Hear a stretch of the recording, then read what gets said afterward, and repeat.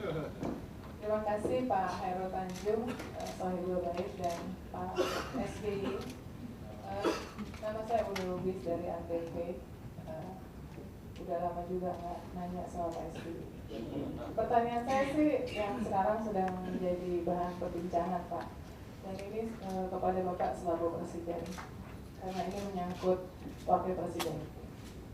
Kasus Bank Senturi yang memasuki babak baru ketika dengan di persidangan disampaikan dan di media diberitakan luas hasil BAP dari terhadap Ibu Sri Mulyani, yang saya rasa hampir semua media yang mendapatkan BAP itu menulis dengan menangkap nada perasaan menyesal dari Ibu Sri Mulyani pada saat itu sebagai Ketua SSK terpaksa menyetujui FPJP sesudah mendapatkan laporan dari kondisi dari penanganan senturi yang bisa mengakibatkan dampak sistemik ya. Jadi ya bagaimanapun ini menjadi sebuah perkembangan baru. Saya tahu bahwa Pak SBY dalam berbagai kesempatan selalu mengatakan tidak pernah mencampuri proses hukum yang terjadi, tetapi sekarang nampaknya sorotan itu kesana lagi Pak. Saya ingin tahu pendapat Pak SBY sebagai Presiden dalam hal ini, karena lagi-lagi ini menyangkut sudah mulai ada kalimat yang mengatakan bahwa kolektif Pak Pres Pak Budiono pada saat itu sebagai Gubernur BI itu dianggap juga ikut bertanggung jawab. Terima kasih, Uni. Kalau kita jujur, tahun 2008-2009 dunia mengalami krisis. Kita terdampak. Jadi kalau ada yang mengatakan tidak ada masalah apa-apa tahun 2008, saya tidak setuju. Buka kembali televisi, media, orang yang melihat hari-hari itu. Saya kira semua setuju bahwa ada masalah, ada dampak terhadap negara kita dan krisis global yang terjadi di tahun 2008 dan berlanjut tahun 2009. Saya juga dan saya yakini apa yang dilakukan oleh baik Gubernur BI maupun Menteri Keuangan dengan pihak-pihak yang diberikan kewenangan oleh undang-undang ya, adalah semata-mata untuk menyelamatkan perekonomian kita dari krisis. Jangan sampai ada systemic crisis, jangan sampai ada krisis perbankan sebagaimana yang terjadi pada tahun 1998 yang akhirnya membuat krisis dalam dan luas. Saya yakini itu niat, tujuan, dan mengapa tindakan-tindakan itu diambil. Terus terang memang saya tidak dilapori, saya tidak dimintai pendapat, dan tidak apa-apa karena memang mereka diberi kewenangan oleh dan tidak harus melapor kepada saya. Saya berada di Peru, di Kota Lima menghadiri APEC setelah menghadiri G20 Summit di Washington DC yang di dalam negeri adalah. Jadi sebenarnya tidak melapor kepada saya pun ataupun tidak melapor kepada Pak Yusuf Kalla yang ada di Jakarta pun sebetulnya mereka tidak bisa dipersalahkan karena itu memiliki kewenangan undang-undang. Itu yang saya pahami dan konteksnya begitu. Nah, kalau ada temuan, yang temuan itu sekarang katakanlah sedang ditangani oleh penegak hukum. Apakah dengan tujuan dan niat yang baik itu ada sesuatu yang menyimpang, ada sesuatu yang tidak sesuai dengan domain tidak ada yang berani di dalam posisi menteri, gubernur yang menetapkan kebijakan. Karena kalau dianggap tidak pas diadili, dipidanakan. Saya kira tidak begitu. Yang dipidanakan adalah apabila implementasi dari policy itu melanggar hukum, misalnya kasus korupsi ataupun penyimpangan yang lain itu, dan itu domain penegakan hukum, bukan domain policy making, policy implementation. Nah, di situ berhenti wilayah saya. Pertama, karena itu sudah ditangani oleh penegak dalam hal ini KPK. Proses politiknya pun sudah selesai. Kalau saudara ingat itu kejadian tahun 2008.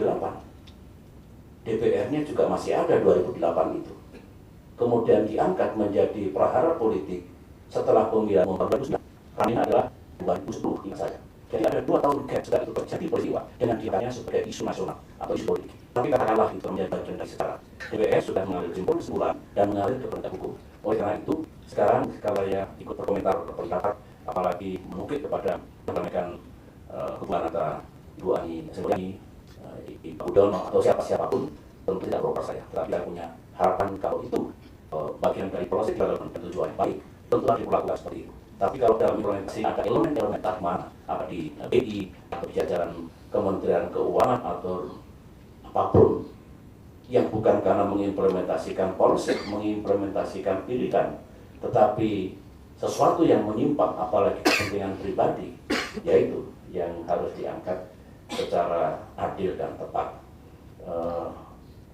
Terlalu dini dan saya tidak bisa berhipotesa lantas apa nanti kaitannya dengan apa yang sedang diperkarakan ini dengan Pak Budiono, Wakil Presiden, wakil saya. Saya melihat seperti itu dan tentu pada saatnya kalau situasi ini berkembang ke sana kemari, tentu ada juga komunikasi saya dengan Wakil Presiden atau komunikasi dengan pihak-pihak yang lain. Ini negara kita, sistem kita tegakkan, aturan main kita tegakkan.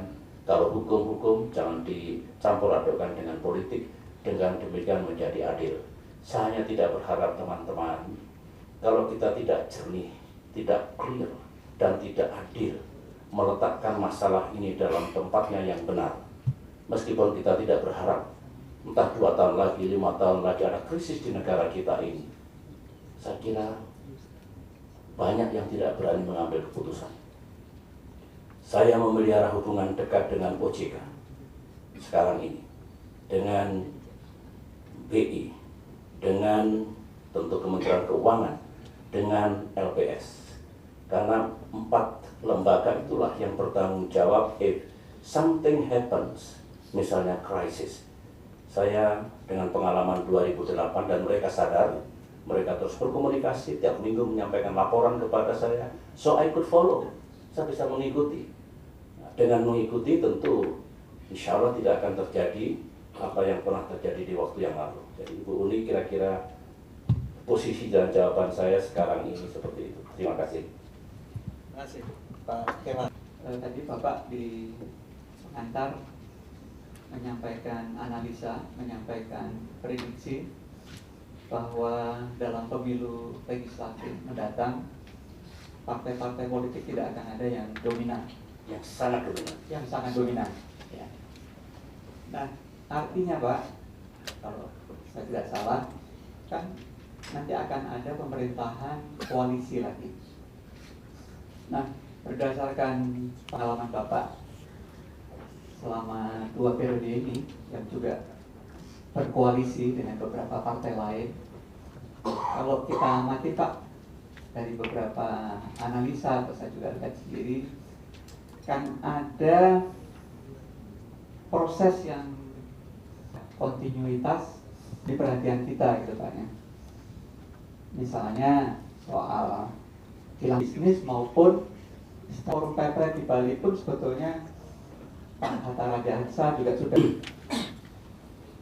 Saya pernah diwawancarai oleh Charlie Rose, Bloomberg, salah satu pewawancara unggul dunia kaliber internasional. Banyak diwawancarai, ABCDF kebanyakan mengangkat achievement Indonesia, tapi juga kritik-kritik kepada kita untuk diberesi agar ke depan makin baik. Terus,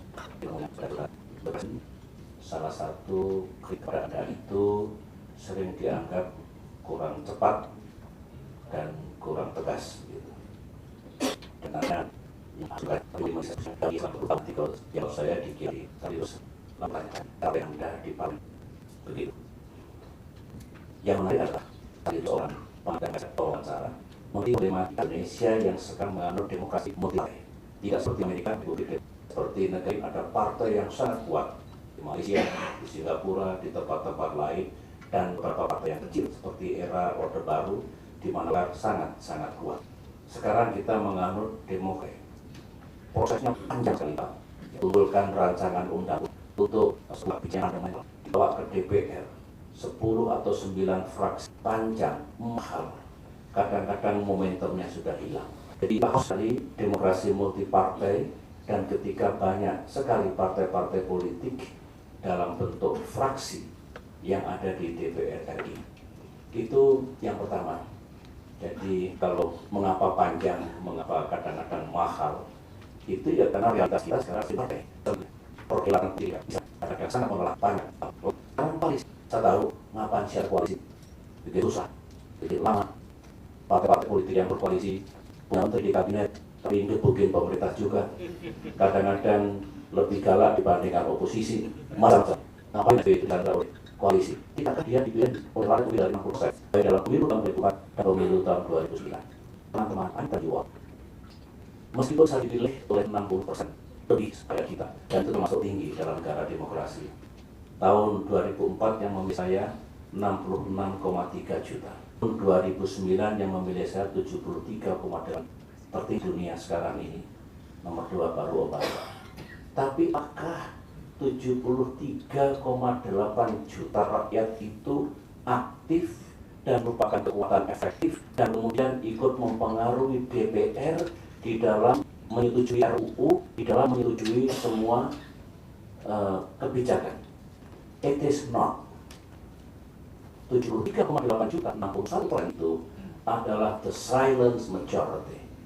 Diam, bukan saya yang aktif. Meskipun saya dipilih 73,8 juta dan Demokrat tahun 2009 pemenang pemilu, tapi kekuatannya hanya 21%. Kalau misalkan Wongsa 63, 61% kok, Demokrat 21%, sudahlah jalan aja, nggak perlu koalisi. Mungkin nggak sampai duduk hari ini, nggak duduk di sini saya Pak. Mungkin sudah jatuh kapan-kapan. Karena bagaimana 21% bisa berhadapan dengan 79%? Ada dihadang, dikandaskan, interpelasi, angket, dan seterusnya.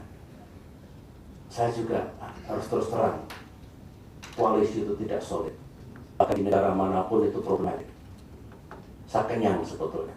Tapi kalau saya pikir-pikir, dan harus menahan semua perasaan yang saya miliki, ya lebih baik koalisi daripada tidak koalisi sama sekali.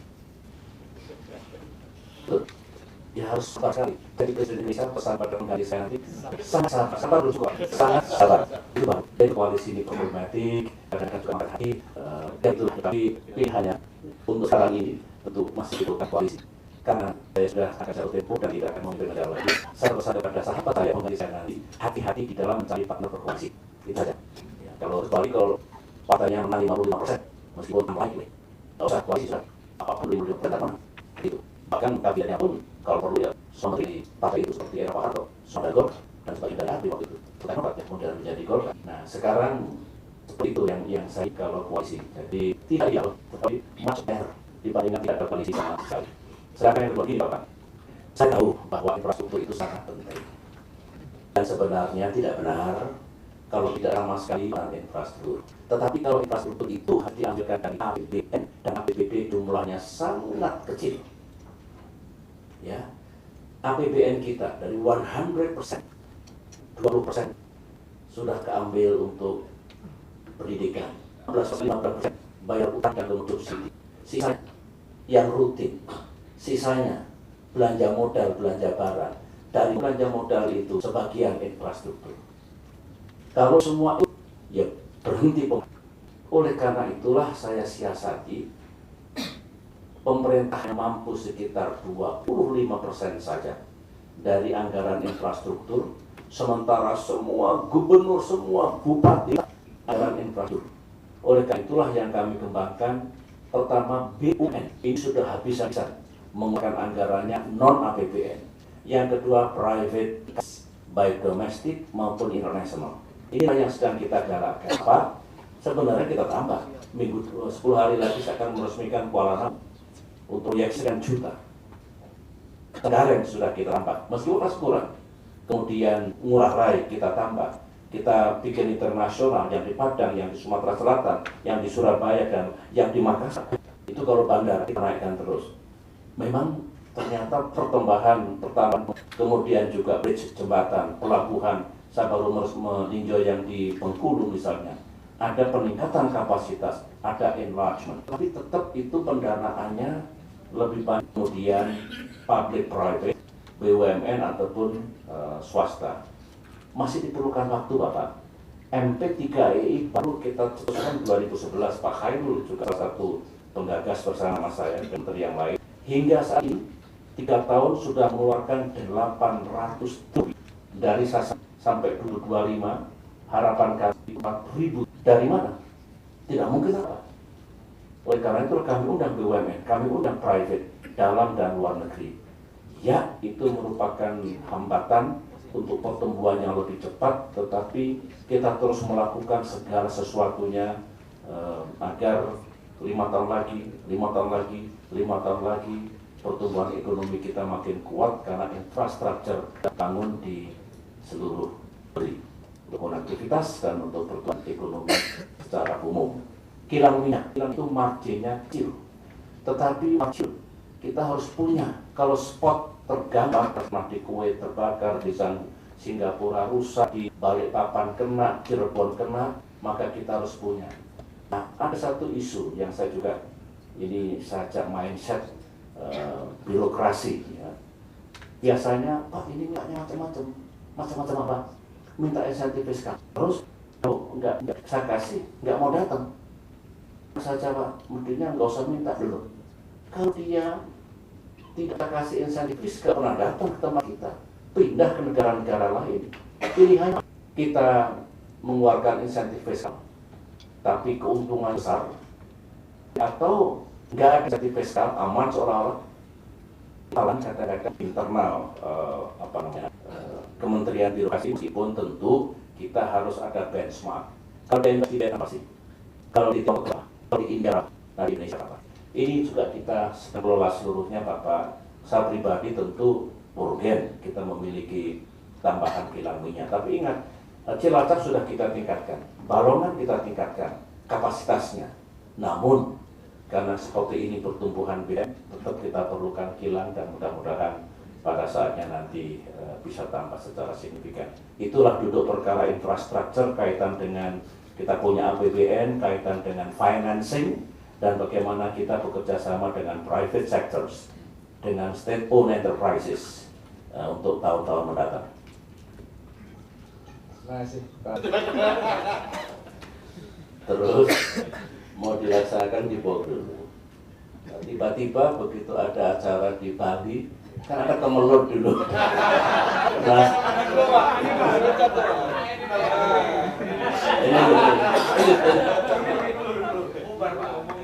ini pas sekali.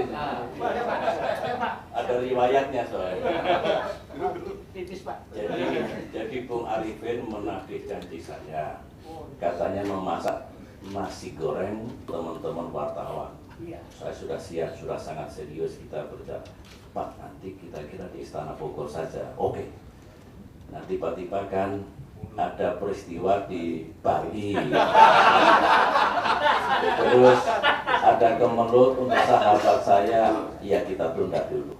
Tetapi insya Allah sebelum jatuh tempo pasti saya masakkan. Yang saya penuhi jangan main bola tadi. Karena wartawan dengan lembaga kepresidenan ingin main bola sudah satu buih tadi 1-0.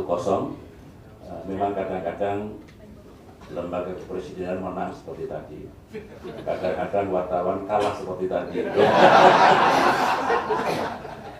Tapi itu seimbang.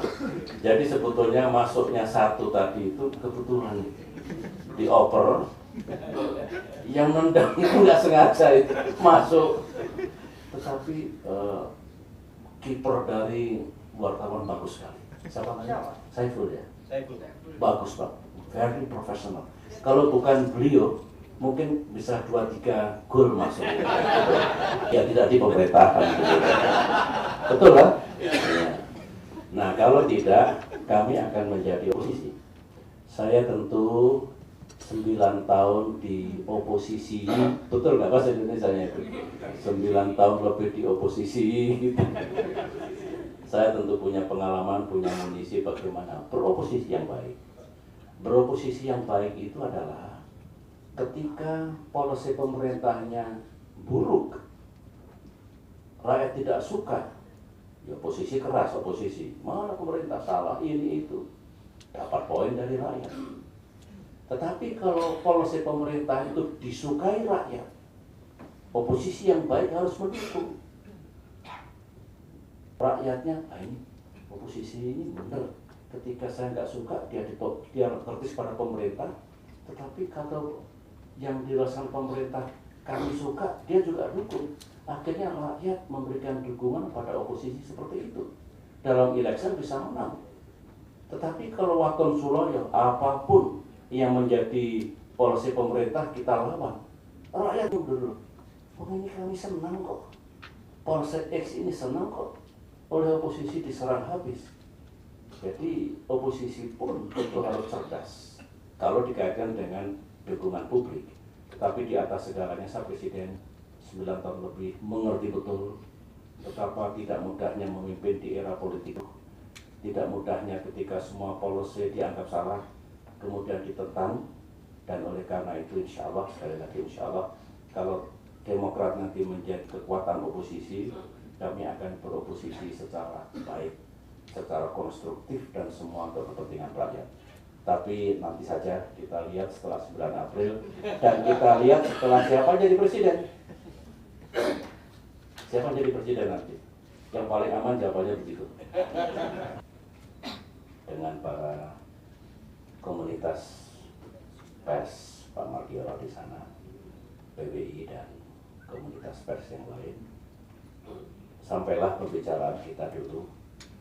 Yang kita perlukan ini siapa?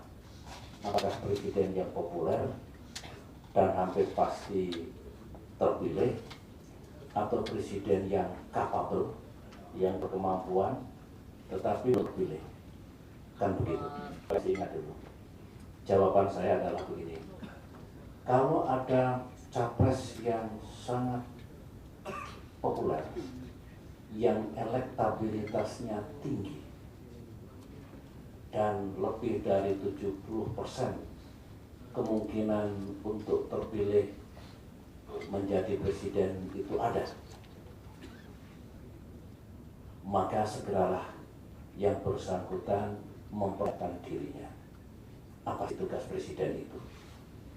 Pemahaman tentang konstitusi, tentang ketatanegaraan, sistem pemerintahan, manajemen, hubungan luar negeri, ekonomi, politik, demokrasi, hukum, dan sebagainya.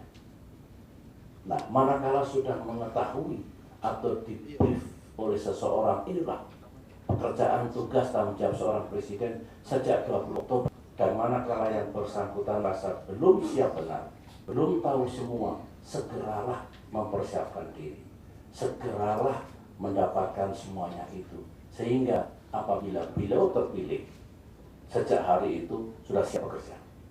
Tidak ada narasi, nanti sajalah, depan baru saya, atau akan ada menteri. Tapi visi, decision, policy presiden tidak bisa didelegasikan. Those are the business of the president.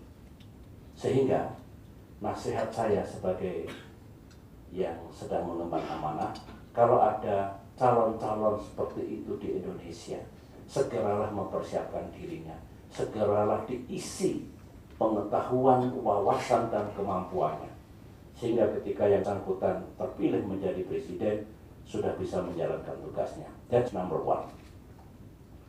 Number two, ada calon-calon presiden yang dianggap capable. Pengalamannya, pendidikannya, penugasannya, jam terbangnya, rekam jejaknya, kesiapannya, bagus lagi itu. Tetapi kok rendah elektabilitasnya? Ya, berikhtiarlah untuk meningkatkan elektabilitas itu. Sehingga yang punya potensi, yang punya modal besar itu, nanti punya peluang besar untuk terpilih. Itu sepertinya normatif. Tapi ya itulah yang harus diisikan. SBY titik 2 kriteria mengarah ke ini. Kriteria SBY mengarah begitu tuh. Bisa dilempari batu besok saya. Tetapi yang paling tepat begitu Pak, yang nyata-nyata punya kas yang tinggi disukai rakyat, siapkanlah dirinya. Yang merasa sudah mampu dan ini kurang mendapatkan dukungan, ya cari dukungan yang baik dengan cara-cara yang benar. Kriteria saya kira dengan cerita yang tadi harus ya menjalankan pemerintahan. A state is not a company, ya, bukan seperti company business. A state is not a village, kompleks, rumit, big, dan kemudian harus ikut berperan dalam peraturan global.